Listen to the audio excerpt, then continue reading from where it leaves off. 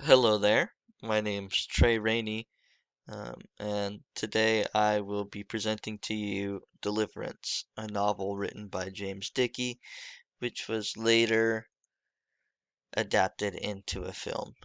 I'll be going over some of the storytelling and characterization decisions that went into both the novel and the film, and sort of uh, a comparison of the two.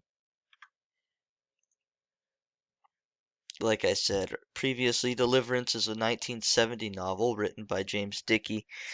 It tells the story of four men who go on a weekend canoeing trip to escape the humdrum of their everyday suburbanite life in an indistinct southern state.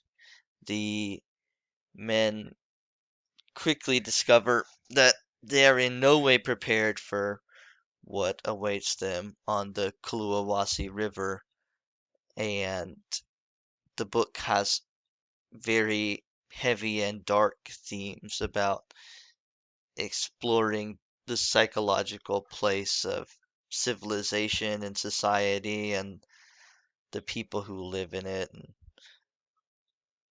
what they might be pushed to do if they were put into strange situations and dangerous situations, in fact. Um, the film was published in 1972. And it very famously starred Burt Reynolds, a young Burt Reynolds who brought a lot of star power to the film. Um, you'll recognize John Voight. I know I recognized him from Holes with Shia LaBeouf. Um, the movie is somewhat more two-dimensional.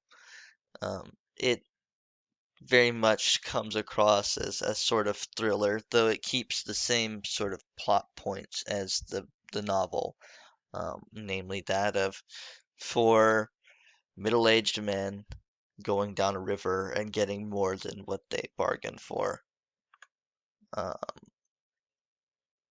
and so, yeah, the Kluawasi River is a fictional river, um, and these men go on a canoeing trip sometime in the it seems to be about the late 50s, um and they find themselves woefully unprepared for what awaits them in the canoeing trip. The movie very famously has several very famous sort of memes, I guess, or very famous scenes.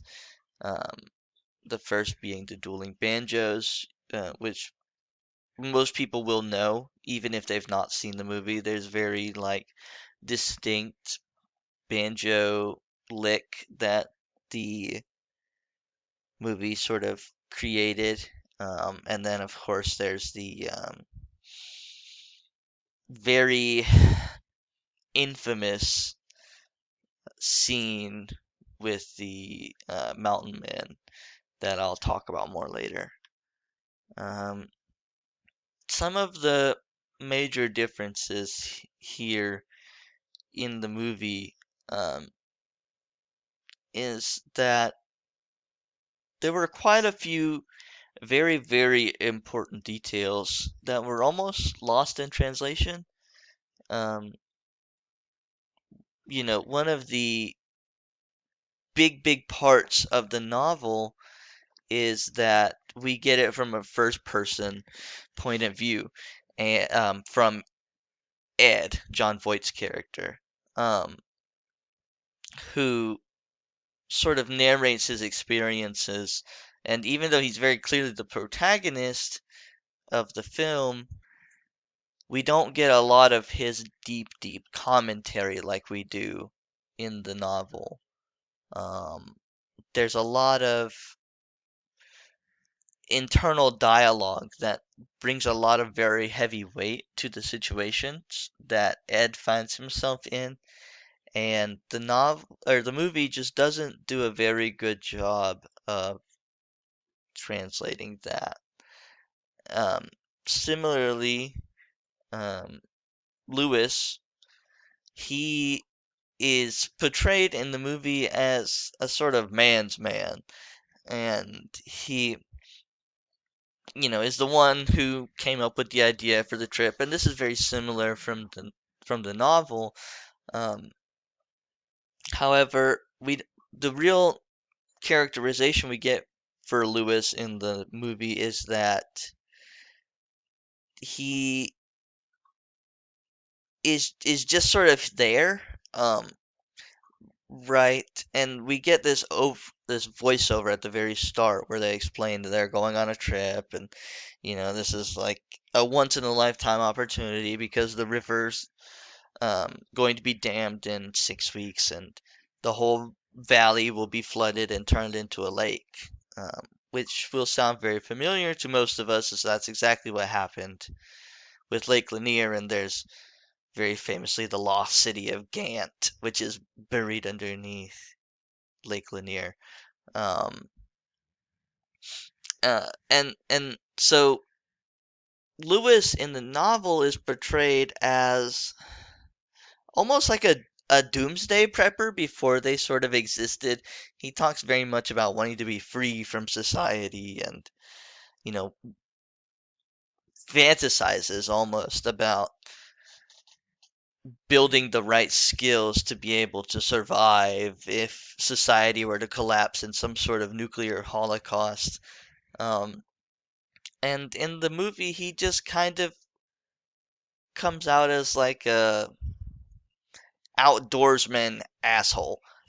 He's not a very nice guy, and he wasn't in the novel either, but he just is almost characterized by this like rudeness and terseness, and it a lot of what's compelling about his character and Ed's character as well is lost from the translation from novel to film. And like I was saying earlier, Ed's sort of internal moral dilemmas that make up the meat of the novel, like they're almost the point of the novel, they are just missing from the film, and that a lot of that is due to the limitations of film as a media. And you have an hour and a half to keep people entertained, and you can't slow down for exposition. And for me, I found that what I enjoyed most in the novel was not present in the film.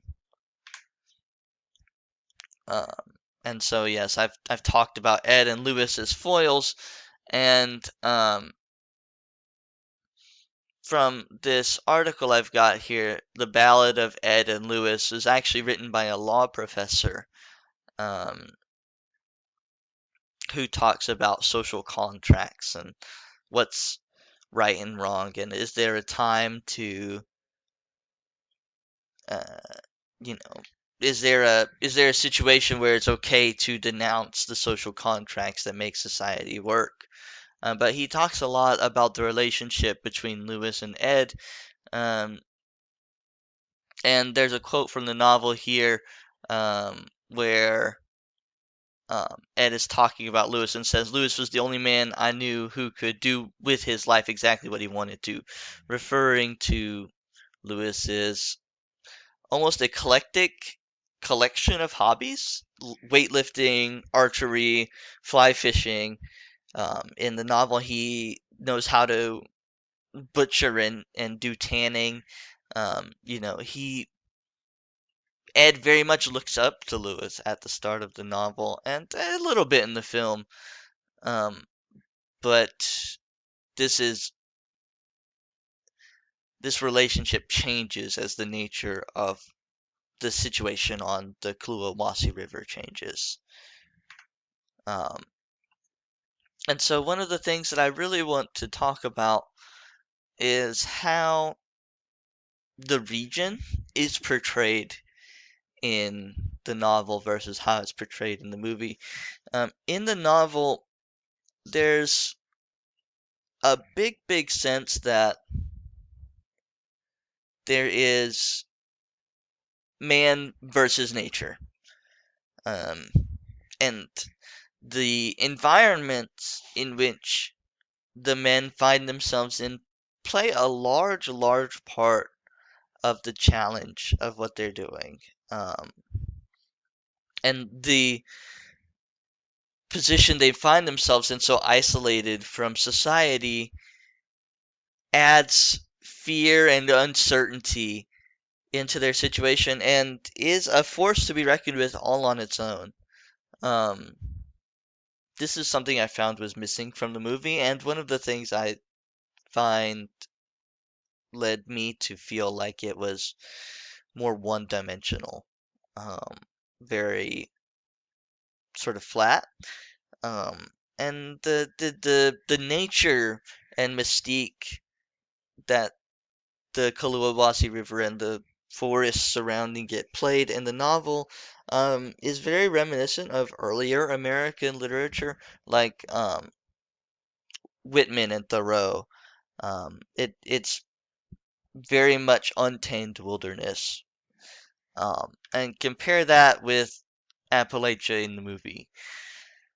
Um, this movie is sort of infamous for its portrayal of mountain men and hillbillies, and it's really unfortunate some of the lasting effects that this novel has had on the portrayal of people in this region.